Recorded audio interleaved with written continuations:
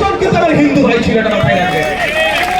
গৌরব গগৈ থেকে শুরু করে বিভিন্ন দলের আম আদমি পার্টি থেকে শুরু করে পাঞ্জাবের এমপি থেকে শুরু করে বিভিন্ন রাজ্য থেকে যে সমস্ত এমপি গিয়েছিলেন, আদিবাসী সমাজের এমপি থেকে শুরু করে কেরালা থেকে কর্ণাটক থেকে যে সমস্ত এমপিরা মোদীকে প্রশ্ন করেছে, মোদীর কাছে যুক্তি চেয়েছে, মোদীরা সেই যুক্তির কাছে হেরে গেছে, তাদের মধ্যে 99 জন কিন্তু আমার হিন্দু ভাই আছে, এটা মাথায় রাখবে।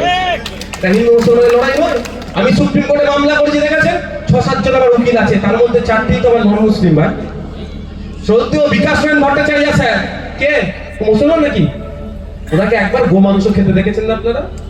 উনি জীবনে কিন্তু গোমাংস খায়নি, ও একবারই খেয়েছিলেন। কারণটা কি বলুন তো? রাগে। যে একজন গোমাংস খাওয়ার জন্য তুমি তাকে পিটিয়ে মেরে দেবে, আমি গোমাংস খাবো, এটা মাথায় রাখবে।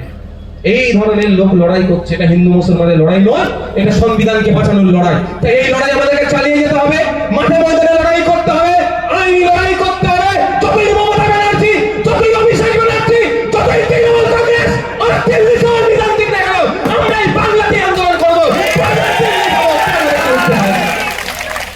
আর এই আপনাদেরকে কাছে লাস্ট কথা বলে আমি শেষ করবো ভাই, অনুরোধ, যারা বিপদে আপনার পাশে দাঁড়ালো না, দিল্লি যাওয়ার নিদান দিল, 2026 সাল আসছে, অন্তত ভোট দেওয়ার সময় ওই বাটনে আপনাদের হাত চাই।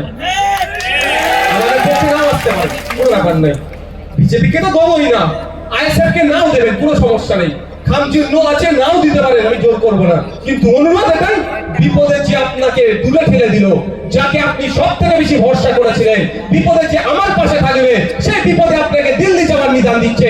তাই 2026 সাল আসছে, ভোটের সময় ওই সিম্বলে হাত পড়ে, এটা মাথায় রাখবেন। ভালো লাগবে।